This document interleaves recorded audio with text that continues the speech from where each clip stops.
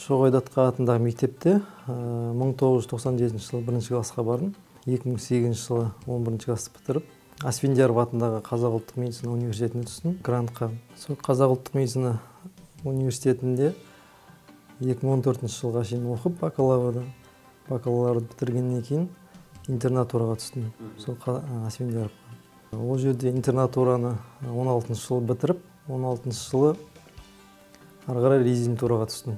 Резидентура 4 жыл болды бізде, кардиохирургия мамандығы бойынша. 4 жыл біткеннен кейін, сосын жұмысқа орналастым қалалық кардиология орталығына. Сол жерде жұмыс істеп жатырмын, кардиохирург. Отбасымда медицина мамандары жоқ. Өзім сол оқып жүргенде, Асфендияровта оқып жүрген кезде, барлық хирургия бойынша барлық салада жүрдім, практикада. Сол өзіме ұнаған сол кардиохирургия болды. Кейін сол оқып бітіргеннен кейін резидентура кардиохирургияға тапсырдым.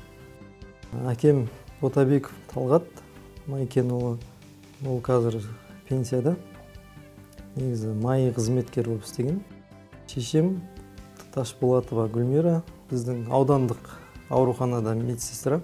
Негізі 5 ағайындымыз, 5 ағайын ішінде үлкені мен.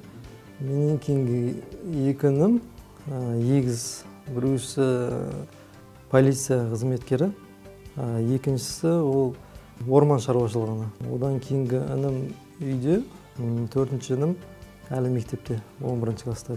Апам айтатын кішкентай кезімізде сол дәрігер боласың деп құлағымыз құйып жүрді, бірақ енді өскеннен кейін өзім сол дәрігер болып қаладым. Кардиохирургия мамандығы өте қиын. Бастапқы жас мамандар толық операция толық өзі жасамайды әзірге. Бізге бастапқы нелер ғой. Жүрекке жету үшін төс сүйегін ашу керек. Біз сол төс сүйекті ашып, негізгі жасалатын операцияға науқасты кеудесін ашып, дайындап, сол негізгі оператор келгенше соны дайындап сөйтіп қоямыз. Сосын операция біткеннен кейін қайтадан кеудені жауып, теріні, тері асты қабатын бәрін тігіп, қайтадан жауып. Енді бірінші қабылдау бөліміне түскен кезде, оның жағы көрсеткіштер болады, ЭКГ түсіреді, ЭКГ-сінде өзгерістер болса, өзінің шағымдарын айтады, шағымдары, клиникасы сол аурудың, соның бәрін жинай келе, егер көрсеткіш болса, жатқызуға оны жатқызады. Жатқызғаннан кейін ары қарай анализдер алады, жаңа инфаркт миокарда дейміз ғой, сол инфаркт миокардын көрсететін тропонин деген анализ болады. ЭКГ-да өзгерістер болса, тропонин алынып, ары қарай сол бойынша жаңағы коронография деген бар ғой. Коронография жасалады. Ол ашық түрде жасалмайды, тамыр арқылы сол жүректің тамырларын жағдайын көру керек. Сол коронография жасалады. Егер сол тамырларда өзгеріс болса, ары қарай егер бір тамырда зақым келіп, стенд қоятындай жағдай туса, ол сразу стенд қойып жібереді. Ал егер көп тамырда өзгерістер болып, стенд қойылуға жағдай болмаса, ол кезде уже аорта коронарлық шунттау отасына жіберіледі. Тамыр ауыстырғанда сол жаңағы стеноз болып тұрған тамырдан ары қарай тамыр жалғанады.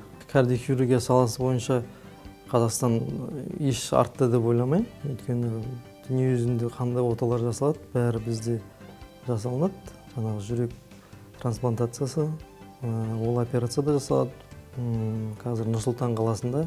Дүние жүзінде қандай операция бар жүрек бойынша, оның көбісі Қазақстанда жасалады. Донор жетіспеушілігі болғанда, енді бұл жүрек бүйрек емес қой, біреусін алып, біреусін қалдырып, бір бүйрекпен өмір сүреді. Адамда өз жүрек болғаннан кейін жалғыз жүрек. Бізде жүректі алмастыру жағы трупный дейді ғой. Сол дамыған адамдарда мидың өлімі дейді ғой. Мидың өлімі болған адамдарда, мысалы жағы авария болады, не қылады, сол кезде мысалы ауыр жарақат алады бастан.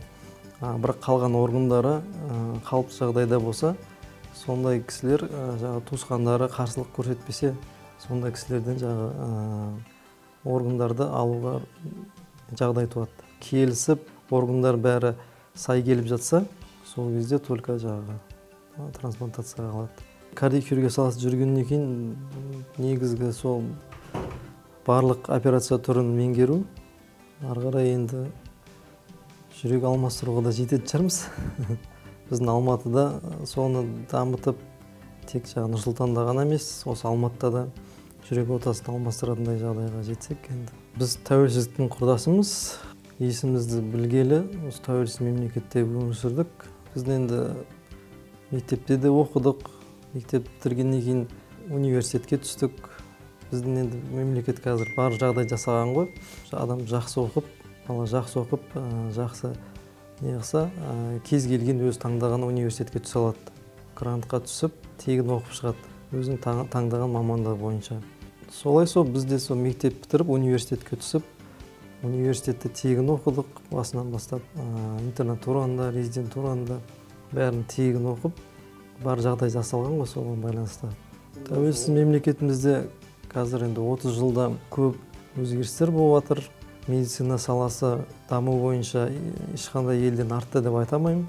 Барлық сала бойынша бүкіл дүние жүзінде қандай оталар қандай болып жатса, соның бәрі жасалады қазір Қазақстанда. Тәуелсіз мемлекет болғаннан кейін бүкіл Қазақстан елі бақытты деп ойлаймын. Өйткені біз ешкімге бағынышты емеспіз. Өзіміз егемен мемлекетпіз. Енді жас мемлекет болғанымен біздің тарихымыз өте зор. Ары қарай енді үлкен белестерге қол жетеді деп сенемін.